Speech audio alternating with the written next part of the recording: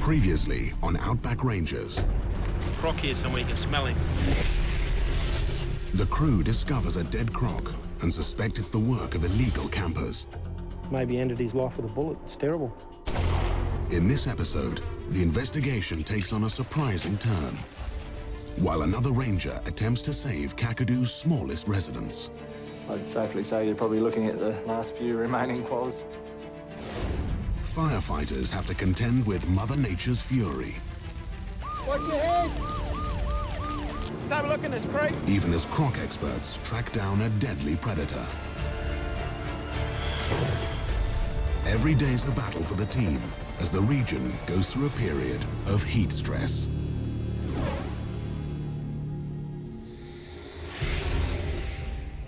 South Alligator River. Rangers Gary Lner and Jonathan Nagy have discovered a dead saltwater croc. Initial investigation reveals suspected bullet holes in the croc's skull. Illegal campers may have shot it. That's a hole there. You get a lot of people shooting crocs, ripping the heads off, just shooting them for fun. You know, people have no respect. Reckless shooting could mean other animals may be in grave danger. It looks like a bullet hole right there. So rangers must get to the bottom of this fast. Yep. There's a couple of things that make us think that he might have been shot. There's no bite marks on him. You look at the animal. There's no obvious, like, wounds. Yeah. So... But something's not quite adding up. You can see where it looks like another bite mark. Because when you get a bullet going in, it's like there's a fracture there, like that. But you can see there's another depression there. Look here, you can see some injuries here. See what's been bitten about the eye. See that crush mark there on the bone? And there's these bite marks here. You can see them all there. There's another bite mark down the skull here where it's bubbling. And there's a depression tooth mark there. The bite marks tip off the rangers on another possibility. This is starting to look like it's had a fight with another crocodile and come off the loser and basically died as a result of that battle. Just another big croc come through, had a big fight, so they fight face to face like that. So the other one might have had him headlock and might have drowned it like that. You're talking about a 16-foot crocodile here fighting with another crocodile of equal size or bigger. That'd be an impressive fight to watch. To be sure, Gary does an autopsy, crime scene investigation, Kakadu style. With the flesh removed, you can tell whether a bullet's gone into it much easier and also whether another crocodile's bitten it. Beautiful. Done. With no signs of a lodged bullet, the rangers believe the animal died at the hands of a challenger croc. You got another big croc moved in, or this one's moved in and challenged that croc. And unfortunately, there's a loser. As Kakadu dries out, water is scarce and waterways turn into battlefields. Crocs duke it out over territories. The animal kingdom's not a nice place if you think it from human terms, but it's a reality for a crocodile. You've got to deal with threats from other crocs. For us, that's what you want. It illustrates a healthy croc population and the crocodiles basically controlling each other.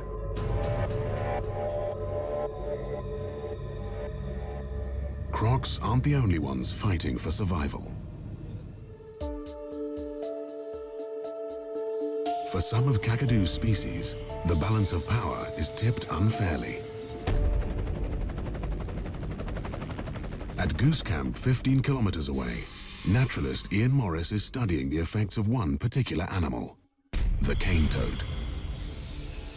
Native to South America, cane toads were introduced to Australia in the 1930s in an attempt to control the threat of cane beetles. But in a cruel twist of fate, the toad population exploded across Australia, wreaking havoc on Kakadu's ecosystem. There's so many toads now in North Australia and they eat so much of this biomass at ground level. That's all the food for our native animals, birds, reptiles, everything. So that's the impact, that's the biggest impact they're having on our wildlife. Equipped with a deadly toxin, the toads are devastating to the park's native predators. Our Australian endemic animals are the most vulnerable of all the wildlife to the toad toxins. The cane toad can lay up to 25,000 eggs at a time, making it a breeding, eating, killing machine. Those other feral animals we've got, none of those caused any extinctions, but toads have got the capability to cause mass extinction. We've seen a tremendous knockdown rate. Nobody knew what to expect. We didn't quite know how to prepare for these toads, and we've just had to learn by experience. Ian believes the toad invasion has caused some species to become extinct from Kakadu. The yellow-spotted goanna here, the great big floodplains goanna, which was a common sight anywhere around these parts up until 2002, is completely gone. We just don't see them anymore. They were a frog eater and they had no resistance to the toxins of the toad, so they died out very quickly. The king brown snake is gone completely, nothing left. You know, and they're not coming back, they're finished. And that's from toads, just toads. Now, another native species is being pushed to the verge of extinction, the northern quoll. From an estimated 80,000 across Australia's top end, their number has since plummeted drastically.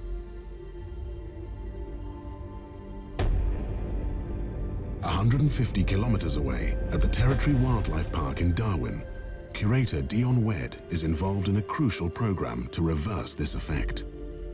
I'd safely say you're probably looking at the last few remaining quolls in the top end. It's terrible.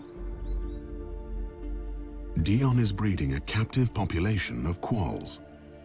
And we've kept quolls right from the time that they were really, really common and in everyone's backyards to now where they're listed as critically endangered. So we understand the husbandry, we understand how to look after them, how to hand raise them, their reproductive biology. So basically what we do here is second nature for our keepers. They know what they're doing. The park has teamed up with university researchers in a project that trains quolls to avoid these toxic ferals. You can actually teach the animals to avoid cane toads. Essentially, we're mixing toad toxin with a meat mixed sausage, and the quolls get a taste of it, and it's a terrible taste. They hate it straight away, but it's not enough to kill them. So they learn to avoid it, and that's shown to be really, really effective. We've released quite a number of quolls out at Kakadu, and we're up to second generation animals now that are surviving in areas that are quite heavily infested with toads. Initial results show their methods are proving to be effective. But it's still too early to know if the species will bounce back.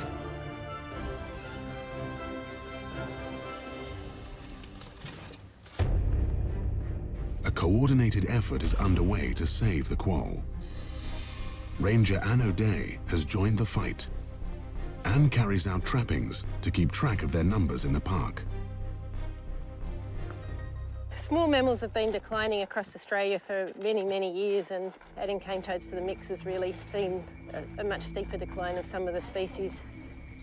Small mammals are in the food chain for so many species, and just to take those out of the landscape is just going to be a disaster. Well, quolls used to be so common that they were kind of a welcome pest in your house. In some sites across Kakadu, the quolls have disappeared completely. They could now be extinct in less than a decade. There were just quolls everywhere, and then toads arrived, and within a year, their numbers just plummeted. Today, Anne heads out to South Alligator to set up traps. If she fails to find a quoll, it may mean the species has vanished from the site. Her partner, South Alligator Chief Ranger Khan Spokes. So you haven't trapped this area before? No, but those rocks over there look like a good place for quolls to den. Yeah. Maybe if we do a square around that. Hopefully we'll find a quoll. Yep. When I first came here, you know, quolls would be bashing around your house, bashing around in your dishes, you know, you felt like they were there everywhere. And now you're lucky to see one at all. So just to see those animals go completely would be terrible. So we do what we can to keep them here. Quolls have been massively impacted with the cane toads. We've managed to get a photo of a quoll out on one of the other sites, which was a rare event and sort of a bit of cause for excitement. So we'll see if we can find a couple more. we can start finding them and they're coming back from the cane toad invasion, that'll be a massive plus there. With the traps now in place, Anne can only hope their effort will bear fruit.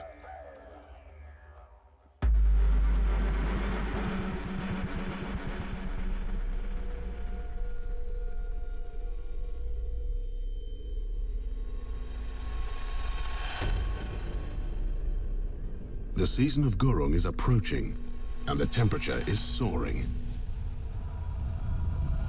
During this dry spell, the land faces its biggest threat: bushfires.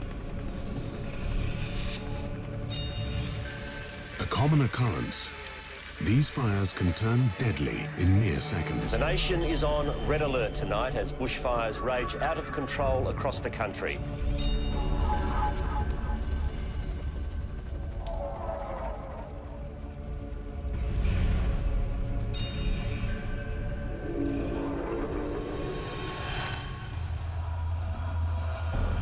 In this intense heat, Kakadu is at risk of such disasters. The remote town of Jabiru is surrounded by 100,000 square meters of bush, the perfect field for bushfires. It's only a matter of time before one of these reaches town. It's Fire Station Officer Steve Anderson's job to manage the situation. We have our dry season, which pretty much dries everything out to crispy brown colour, and then high percentage of the park then burns. Anything heading towards the town, we have to make sure that we do our own hazard reduction burning to pull stuff up, because once it gets a full head of steam up, there's nothing stopping it. But we actually see a lot of smoke, that's for sure. Steve must act fast. Hazard reduction burns are the first step in managing the imminent threat. Can you guys come around to the ranger gate? Steve relies on his team of volunteers. One crew, Tamika, Jen and Treen, are known as Ando's Angels.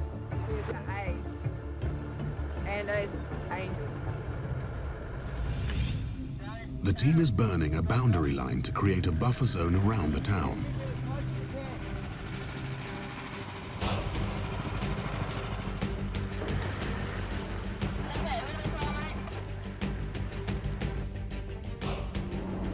We're actually, the old saying here, fighting fire with fire.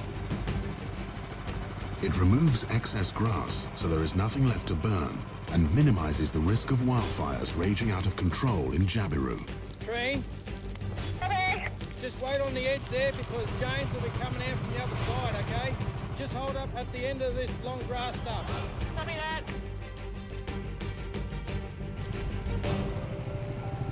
The boundary lines seem to be in place, but they need to be sure. Hey, Jen, just make sure everything out on that side's blacked out, no smoke, eh?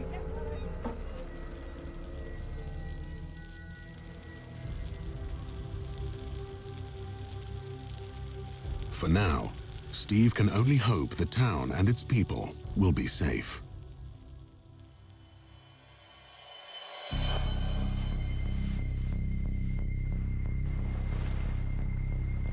As the waterways dry up, rangers are armed with an important mission.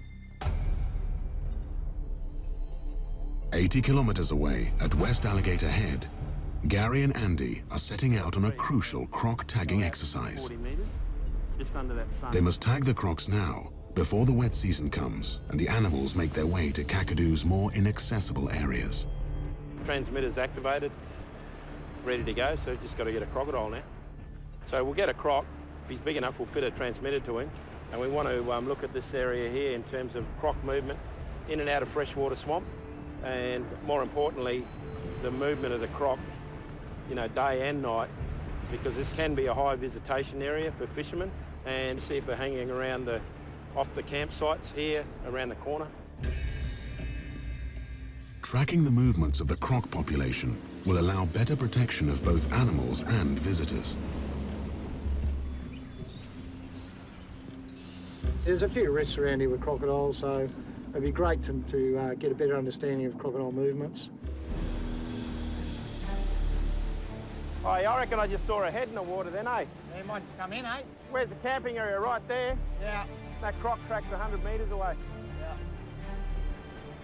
Yeah. Andrew, just go He's up there, eh? Yeah. Up in that log. Yep. Let's have a look in this creek.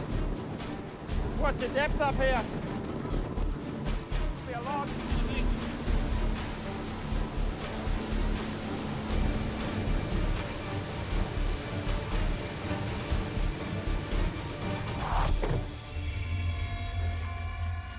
Bit too far.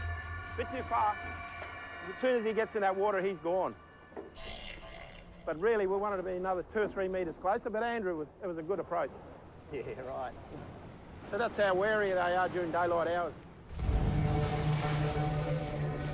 Gary and Andy decide to wait it out until night, when the crocs will be more active, and they'll be able to approach them under the cover of darkness. With this swell, it's making it pretty difficult to, boat around and do the work. We're better off on a calm night, that's for sure. It's going to be a testing one. Haven't done one of these for a while.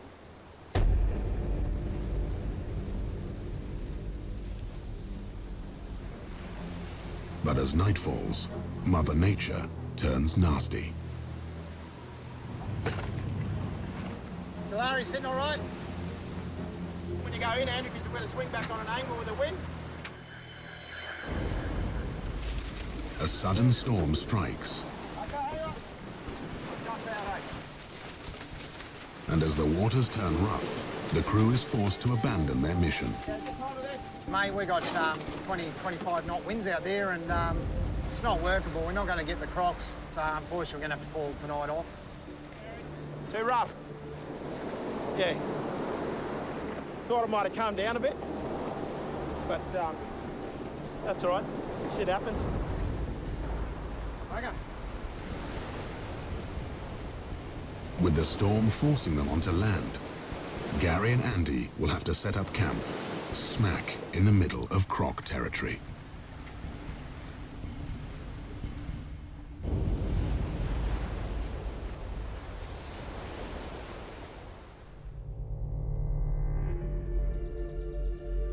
As the skies clear up, another ranger is heading out on an important mission. Anne O'Day is checking on her quoll traps. If she finds one, it bodes well for the local population. No. False alarm.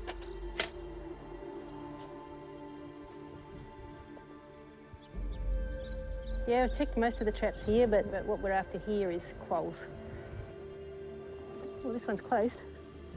With just a few traps left to check, Anne is desperate to hit the jackpot. Might be something in there. It's a quoll. It's actually a quoll. It's a baby quoll. Yeah, it's just a little baby. This just means that there's another population of quolls out there that we didn't know about, and there's not many of those. So, best case scenario, these little guys could make a comeback. So it's got all its fur and everything, but I think it's still probably relying on its mum for a bit of milk. They breed up at this time of year so that by the time the wet season comes and there's insects and food everywhere, the little tackers are out getting to be independent and they've got plenty of food. Little fella like this means there's at least a mum and there was at least a dad. Of course I say was because after they breed up, after the breeding season, the males, most of them just die. I'll let it go just exactly where we trapped it, then it will be able to find its way back to its den.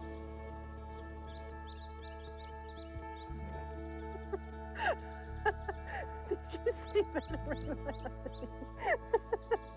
Oh, that was good.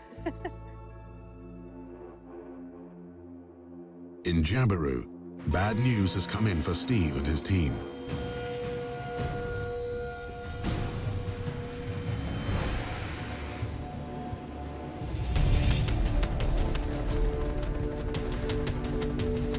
An abandoned campfire from 2 weeks back has grown into a raging bushfire.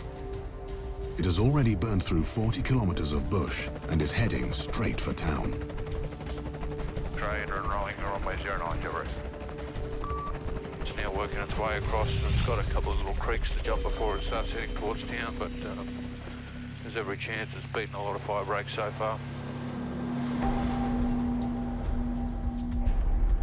It's sort of burning in here somewhere, isn't it? So it is in here? Yes. So we're just going to make sure it doesn't cross the road anywhere. So I think if once we protect the camp, we just... If the wind picks up speed, the nursery, airport and gun club all could be enveloped within the next hour.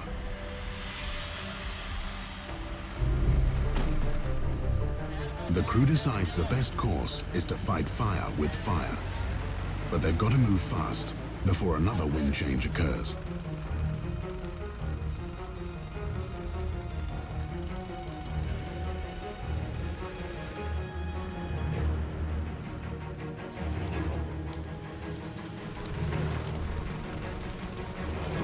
The northeasterly is the ones we don't particularly want because that's where it's going to push this fire towards town. There's gardens, there's houses, there's all sorts of things that are a threat there.